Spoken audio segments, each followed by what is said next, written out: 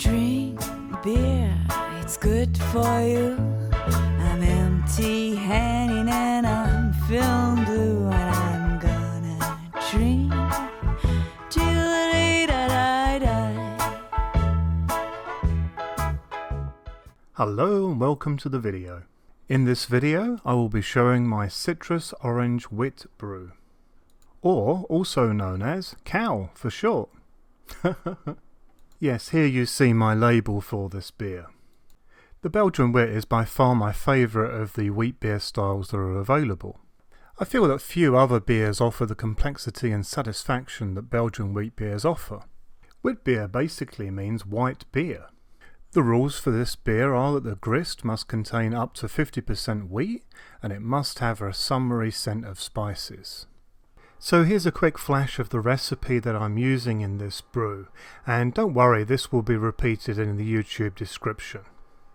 One of the keys to the flavours of this beer is the use of the malts. So here we have 50% wheat and the remaining 50% is spread between Pale Ale, Vienna and Munich. This is a superb grist and is used by many commercial breweries for their wits. You will also note here the Mangrove Jack's Belgian wheat yeast. This is a fantastic yeast. But today for this one I'm switching this out for the Framgarden Kveik. This is renowned for its citrus flavours.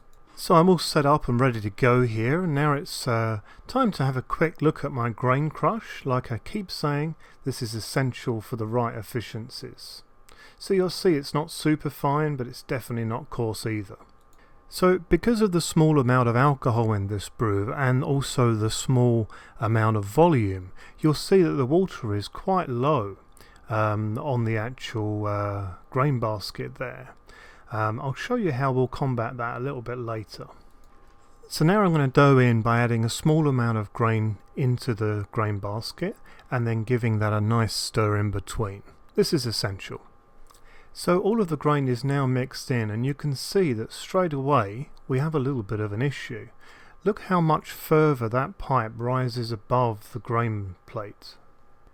So the way round this situation to keep our efficiency up is to remove the pipe that you see on the screen now. So now you can see that this allows us to put all of the connections in and enjoy the sort of efficiency that we're used to from the Grainfather, despite this being a low gravity, low volume brew. You can see here that we've got a lovely looking wort during this mash, and this again is a very simple one, so it's a mash in at 68 degrees C and a mash out at 75. Does the job, and of course this will turn out slightly sweet, and that will combine very, very nicely for this style, especially for the flavours that we're adding into this brew. So we're just heading up on the boil now, and my first job before I start the boil timer will be to stir all of this protein that's on top in the form of foam into the beer, and then I'm going to start the timer. When you stir in the foam on the top, you're not looking to stir to the point where you start cooling down the brew. What you're looking to do really is just skim that foam. So we're pretty clear of protein on top now, and I'm now going to add the 60-minute hop addition. I'm now going to give this a good stir in. This shouldn't take very long. Again, it's just a case of allowing the hops to drop again. During the boil you'll notice that the protein will begin to come back up. Again, you want to stir this back in. The other thing that's absolutely essential, and not just with the Grainfather but any system really, is you need to get down on the bottom and give it a good scrape. Make sure that you do this, otherwise you're going to have an awful lot of build up on there, and that's not very easy to clean off. So it's about 10 minutes before the end of the boil now, and what I'm doing is I'm sanitizing the pipework here in the counterflow chiller. You'll note that on the actual timer I've given it a pause. Two reasons really: the temperature will drop, you can see we're now at 98, and also I don't want this to count for my boil time. So straight after we're back up to temps, it's now time to add the yeast nutrient. Yeast nutrient is something that is essential, and I add it to every single brew. Again, it's something that you will stir in very gently once you've added it. So it's now 5 minutes to flame out, and in goes our orange peel. Two different types here, bitter and sweet, and I find that merging the two together creates the most pleasing result for wits.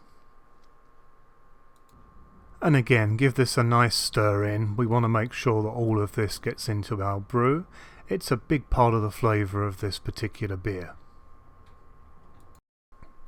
We are now at 0 minutes and it's time to give this a nice whirlpool. Now you'll note that I only added one type of hop to this brew, and that was just at 60 minutes. So you might ask why I'm whirlpooling. Well, I like the effect that it gives, and I think that particularly when you have later additions, it's nice to give those a good stir in as well. And of course it really does help the pump, so you can't really lose with a whirlpool. So we're now on to the chilling phase, and that counterflow chiller has done the work very quickly. As you can see, we've got a nice amount of oxygen going into this wort. I am using obviously gravity, and I've also got that wort aerator doing some work too.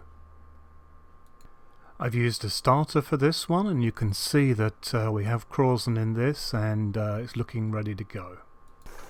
So in that goes, and I will spare you my Kveik war cry. I don't know if you've seen the other videos I did on Kveik. It's traditional to use a war cry when you enter this. I didn't do that. A little bit left on the bottom of the jar there, so just put a bit of extra wort in there after shaking it up, and then back in. So I'm using a tilt hydrometer for this one, and I will be doing a video review of this at some point, and you can see that it estimates at 1.043. I think I need to calibrate a little bit more. As far as I'm concerned, my hydrometer said about 4.6, but yeah, there you go. And here's a quick look at the colour of our wort. Yeah, certainly looks like a wet beer. So everything's in place now, and we're just under 25 degrees at the moment.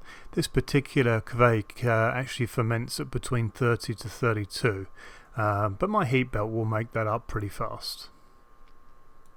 So here we are now at 24 hours later, and you can see that this has got a very nice creamy Krausen, and I did some top cropping from this, and have a look at how much I got. The photo you see here is 24 hours later, and everything that you see at the bottom there is pure yeast. This is just from a 12-litre batch. This stuff is insane. After just a 48-hour fermentation, this fermented all the way down to 1.015, so it was ready to bottle, and have a look at that. It looks like breakfast juice, doesn't it? Kveik yeast being Kveik yeast, I gave this a taste test, and my god, a beautiful flavour coming through this. Very citrus, lemon and orange, really enjoyable. In a week's time this will be ready, and I can't wait to get stuck into it. So there you go, that concludes the video, and I think whichever yeast you decide to use for this one, you're going to really enjoy this beer. It's a recipe that has been very tried and tested, and I would really recommend it to anyone who likes Belgian wit. So if you did like this video, then please do go ahead and like it on YouTube. This really helps me out and allows the videos to be seen by a wider audience on YouTube. I've got a lot of videos in the pipeline for the future, so if you're interested in seeing what I've got coming up, then please subscribe for future content.